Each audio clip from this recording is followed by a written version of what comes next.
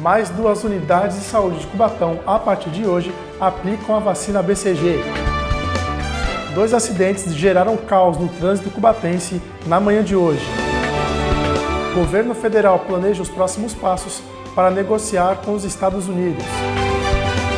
E ainda, representantes do futebol amador se reúnem com vereadores e ainda o Fundo Social de Solidariedade realiza entrega de cesta básica em 4 CRAs aqui da nossa cidade. Quarta-feira, 8 de outubro, meio de semana, e vamos juntos para a segunda edição do Últimas Notícias que já começou.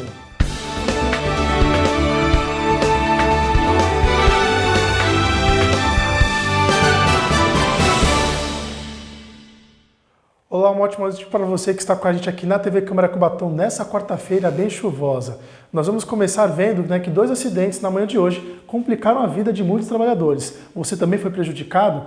A rodovia Cônigo Domênico Rangoni ficou interditada por cerca de 40 minutos, o que gerou um congestionamento que também foi sentido em outras rodovias aqui da região. Uma manhã chuvosa com trânsito complicado na rodovia Cônigo Domênico Rangoni em Cubatão. Os acidentes foram registrados na pista sentido Guarujá. Um carro bateu na traseira de um caminhão e em um outro ponto da via, uma carreta com óleo vegetal tombou, ficando em L na pista. O acidente com a carreta se deu na altura do quilômetro 264. Ninguém ficou ferido. As faixas 2 e 3 da Cônigo precisaram ser bloqueadas, o que gerou lentidão, do quilômetro 270 ao 264. O outro acidente foi registrado no quilômetro 266. Foi uma colisão traseira entre o carro e um caminhão. Segundo a Ecovias, que cuida do trecho, uma pessoa teve ferimentos leves e foi socorrida por uma ambulância da concessionária. Outras 2 vítimas foram socorridas pelo Corpo de Bombeiros. Por conta dos 2 acidentes, a Cônigo Domênico Rangoni ficou com trânsito complicado durante toda a manhã. Os reflexos foram sentidos também nas rodovias Padre Manuel da Nóbrega, Anchieta e Imigrantes, que fazem interligações. Na tentativa de sair do trânsito nas rodovias, os motoristas foram em direção à cidade de Cubatão, o que gerou trânsito na Avenida Tancredo Neves e 9 de abril. A regularização da Liga de Futebol Amador Cubatense foi debatida entre representantes da entidade e os vereadores do nosso parlamento. O vereador Alexandre Mendes Otopete, presidente da SEV, Comissão Especial de Vereadores, se reuniu com representantes da Liga de Futebol Amador para encontrar uma saída de regularização da entidade importante para a várzea e identificar os principais desafios e necessidades do segmento. Desde já quero agradecer a presença dos vereadores que participaram dessa SEV, vereador Tinho, vereador Afonsinho, vereador Massinho, e o vereador Carioca e os assessores de alguns vereadores que estiveram presentes aqui.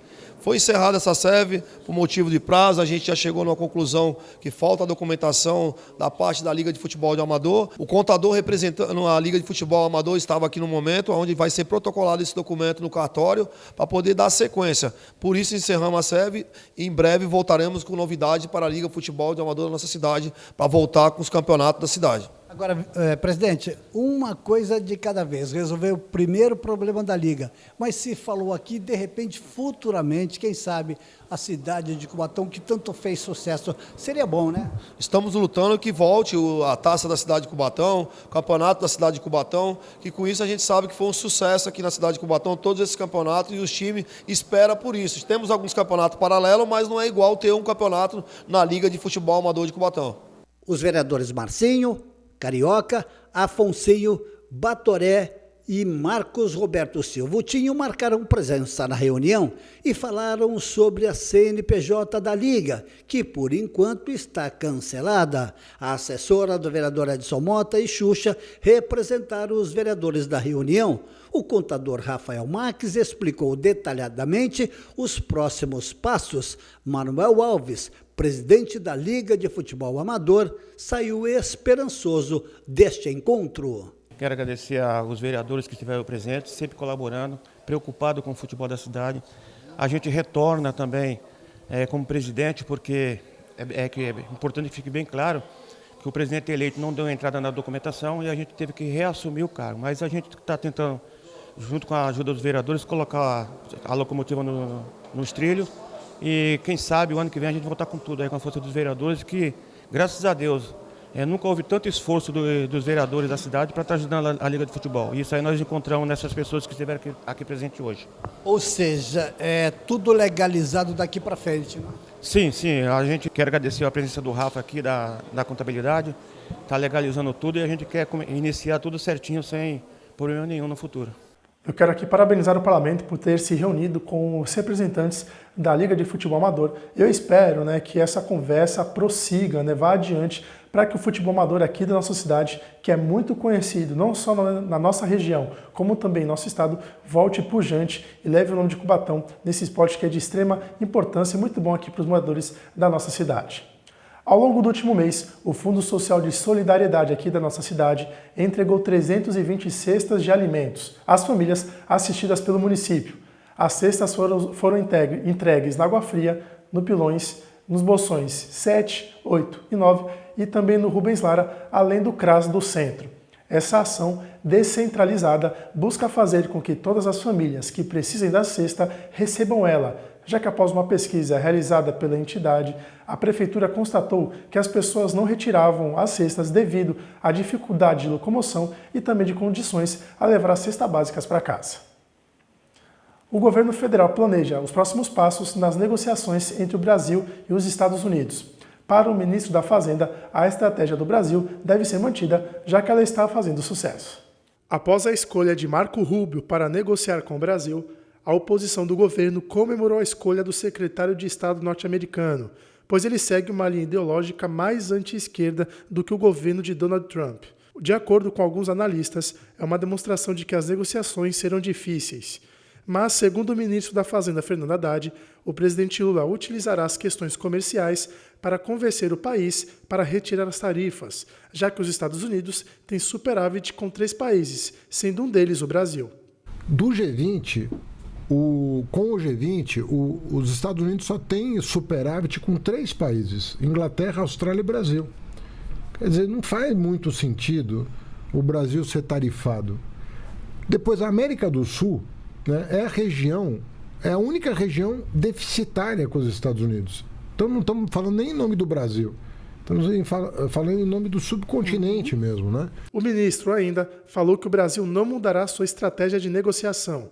Segundo Fernando Haddad, o governo americano percebeu que as medidas foram mais prejudiciais aos Estados Unidos. Muita gente propôs que o governo do presidente Lula adotasse uma outra forma de proceder, mas nós estamos tão confiantes nos nossos argumentos que nós entendemos que eles vão se fazer valer pela diplomacia brasileira, que é das melhores do mundo.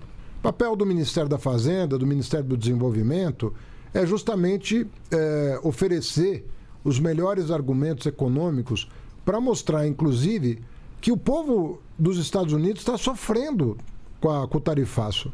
Eles estão com o café da manhã mais caro, eles estão pagando o café mais caro, eles estão pagando a carne mais cara, eles vão deixar de ter acesso a produtos brasileiros de alta qualidade no campo também da indústria. E eles estão notando de 2 meses para cá que as medidas mais prejudicaram do que favoreceram os Estados Unidos. E eu creio que a estratégia que foi decidida pelo presidente Lula vai render os melhores frutos para o Brasil. Independentemente de quem seja designado para negociar em nome do governo dos Estados Unidos, eu penso que a diplomacia brasileira, com os argumentos que tem, vai saber superar esse momento que foi um equívoco muito grande. O presidente Lula falou sobre a conversa que teve com Donald Trump. Segundo ele, ela foi amigável e de que os 2 presidentes precisavam dessa conversa. E a conversa com o Trump foi uma conversa muito amigável, conversa de 2 presidentes de 2 países importantes, das 2 maiores democracias do Ocidente. E eu acho que o Trump tem consciência disso, eu tenho consciência disso, ou seja, nós temos uma relação civilizada com mais de 200 anos de diplomacia. Portanto, era preciso que a gente conversasse, colocasse os nossos problemas em torno de uma mesa. E nós, depois da nossa conversa de hoje, em que as coisas ficaram mais claras, eu disse para ele o que eu pensava, ele me disse o que pensava, nós ficamos de marcar uma conversa para a gente se encontrar em torno de uma mesa. Enquanto isso, o nosso pessoal vai negociando e vai tentando discutir, porque não tem sentido a taxação que foi feita ao Brasil. Este ano de 2024, o ano passado, o Brasil teve um déficit de 28 bilhões de dólares, se você levar em conta bens e serviços. Então, os Estados Unidos é muito superavitário com relação ao Brasil. E eu falei para ele, olha, para a gente começar a conversar, presidente, é importante que comece a haver o zeramento das taxações, é importante que comece a haver, sabe, a isenção de punição aos nossos ministros e a gente começar a discutir com um pouco de verdade. Eu não sei quais são as informações que o senhor tem sobre o Brasil, mas é importante que a gente converse olho no olho para a gente mostrar o que está acontecendo. Brasil e Estados Unidos têm que ser exemplo ao mundo das duas maiores democracias ocidentais. A antecipação do saque aniversário da FGTS está mais restrita após mudanças realizadas pelo governo federal. O trabalhador agora poderá antecipar R$ 2.500 em 5 parcelas de R$ 500. Trabalhadores que aderiram ao saque aniversário do Fundo de Garantia do Tempo de Serviço terá limitações na hora da antecipação do benefício em bancos. Isso a partir do dia 1º de novembro. A decisão foi aprovada pelo Conselho Curador do Fundo de Garantia. Segundo o ministro do Trabalho e Emprego, Luiz Marinho, a mudança se deu com o objetivo de evitar abusos contra o trabalhador que contrata empréstimos para antecipar o saque aniversário. É o enfraquecimento do Fundo de Garantia, tal como o Fundo de Investimento, seja na habitação, seja saneamento, infraestrutura.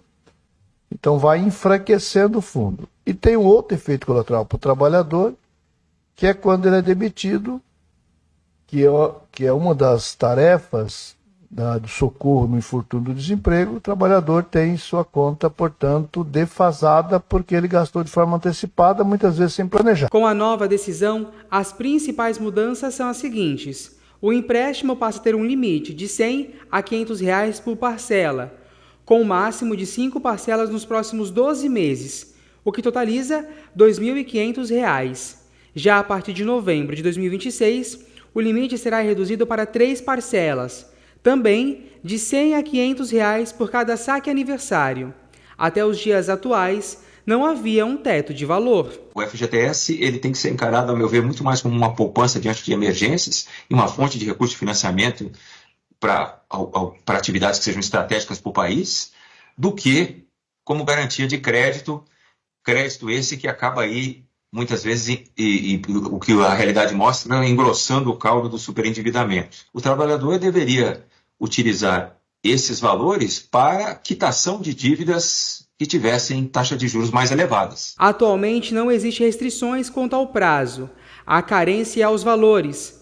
As antecipações do saque aniversário, segundo o Conselho Curador do FGTS, são executadas com as seguintes condições de mercado: valor médio de R$ 1.300 por operação, média de 8 antecipações por contrato. Um total de 26% dos trabalhadores antecipa o saque aniversário nos bancos no mesmo dia da adesão. Chove, chuva, chove, né? Depois de dias quentes, as temperaturas caíram e a chuva se fez presente nesta quarta-feira.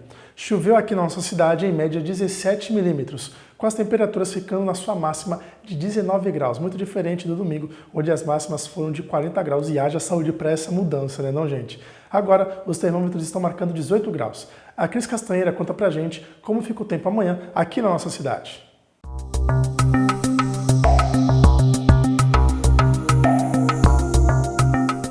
A quinta-feira começa com céu encoberto e chuva, e a previsão é de que o tempo continue assim ao longo de todo o dia e também durante a noite. As temperaturas caem um pouco, com os termômetros marcando entre 16 e 17 graus. Os ventos devem soprar de moderados a fortes, e a umidade relativa do ar permanece elevada, variando entre 91% e 95%.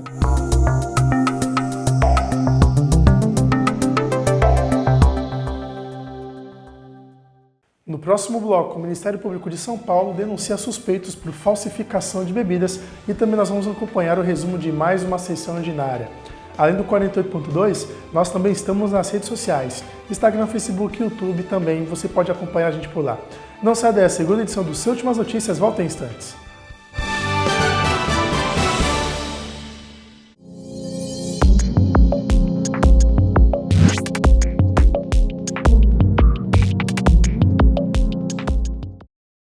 Olá, tudo bem? Eu sou a Maria, filha da Clara. Sou Edilene, mãe do Davi. Muito prazer. E aí, beleza? Meu nome é Everton e esse é meu pai Vicente. Eu sou a Carol e essa é minha família. Você não precisa conhecer para ajudar. Toda vida é importante para alguém. Doe sangue, mesmo sem saber para quem. Procure o Hemocentro mais próximo e seja um doador regular. Ministério da Saúde, Brasil, União e Reconstrução, Governo Federal.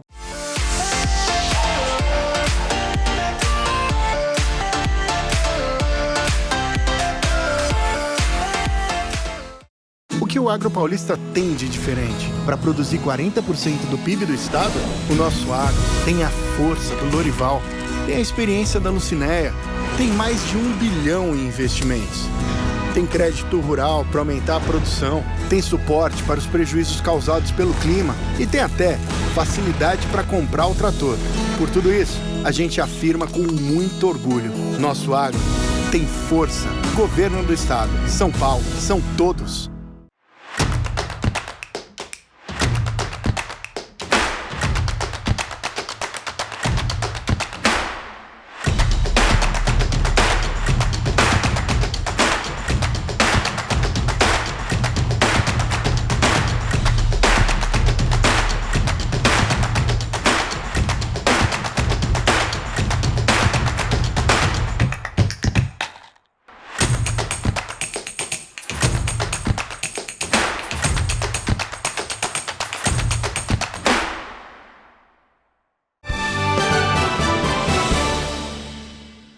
Estamos de volta com suas últimas notícias e nós vamos conferir que Cubatão conta com um programa de acolhimento familiar que auxilia crianças e adolescentes a ter uma chance de ter um novo lar. Após o cadastro, os responsáveis são entrevistados, recebem visitas domiciliares e são avaliados. A cidade de Cubatão incentiva a causa do acolhimento familiar. O programa Acolhimento Familiar em Família Extensa e Família Acolhedora tem como objetivo garantir o cuidado de crianças e adolescentes afastados do convívio em determinação judicial. A ação pode ser realizada de duas maneiras. Uma pela família extensa, quando o cuidado é assumido por parentes próximos, ou pela família acolhedora, sem parentesco e sem intenção de adoção. A faixa etária é de 0 a 6 anos, principalmente na primeira infância, de 0 a 3 anos. Quem tiver interesse pode entrar no formulário online que está aparecendo aí na sua tela ou diretamente no Centro de Assistência Social da cidade de Cubatão, que fica na Rua Salgado Filho, 227, no bairro Jardim Costa e Silva. O telefone para contato é 13 3512 5048. Importante lembrar também que durante a inscrição é preciso levar alguns documentos pessoais, comprovantes de residência e renda, certidão negativa de antecedentes e carteira de vacinação das crianças da família. Letícia Sanvez para o jornalismo da TV Câmara, Cubatão. Muito obrigado, Letícia. E para você se candidatar, é necessário que você resida aqui em Cubatão, tenha pelo menos 21 anos de idade, boas condições de saúde e não apresentar dependência química. Você acompanhou aqui no Últimas Notícias que a Unidade de Saúde do Morro do Índio, todas as terças-feiras, aplica a vacina BCG. Agora, mais 2 unidades de saúde dispõem do imunizante, a da Cota 200 e a do Vale Verde. A vacina previne as formas mais graves da tuberculose. Agora, Cubatão conta com 7 unidades de saúde que aplicam a BCG de segunda a sexta, das 9 às 4 da tarde. Para mais informações, acesse o site da Prefeitura, que é o cubatão.sp.gov.br. Agora o assunto é metanol. O ministro da Justiça e de Segurança Pública, Ricardo Lewandowski, falou sobre as ações que a pasta pretende fazer para descobrir a origem do metanol utilizado na adulteração das bebidas. Nós vamos, com muita clareza, atacar aqueles comerciantes que estão adulterando as bebidas de forma intencional e nós vamos preservar aqueles comerciantes que estão atuando dentro da legalidade e também os setores da indústria que estão cumprindo com seus deveres. Então, isso está muito claro para nós, por isso que nós estamos atuando de forma muito seletiva, identificando com bastante clareza. Essa questão da origem do etanol, para nós, é extremamente importante. Saber se ela tem uma origem vegetal ou uma origem de combustível fóssil, porque são teses de investigação distintas. Se é um metanol produzido por uma refinaria, enfim, que trabalha com produtos de cana-de-açúcar, por exemplo, esta é uma hipótese de investigação. Se esse metanol tiver origem em combustíveis fósseis, é outra origem, é outra hipótese de investigação. Porque todos sabem que, recentemente, nós tivemos uma enorme ação de combate, de infiltração do crime organizado na área de combustíveis. E muitos caminhões e muitos tanques de metanol foram abandonados depois desta operação, e esta é uma hipótese que está sendo, digamos assim, estudada, trilhada, acalentada pela Polícia Federal. Devido à falsificação de bebidas, 20 pessoas foram denunciadas pelo Ministério Público de São Paulo. Em meio a diversos casos de intoxicação por metanol, um grupo foi preso em flagrante por participação em esquema de adulteração de bebidas alcoólicas. A denúncia foi realizada pelo Ministério Público Paulista. Nesse caso, não há comprovação do uso de metanol. Essa ação se deu 3 dias antes do alerta emitido pelo Ministério da Justiça e Segurança Pública sobre os primeiros 9 casos de contaminação por metanol no estado de São Paulo. Segundo a Polícia Civil, que conduziu a operação, a investigação era sobre crimes de receptação de bebidas alcoólicas que seriam distribuídas. Foram encontrados materiais usados na adulteração, como garrafas, rótulos e tampas e equipamentos de produção e armazenamento.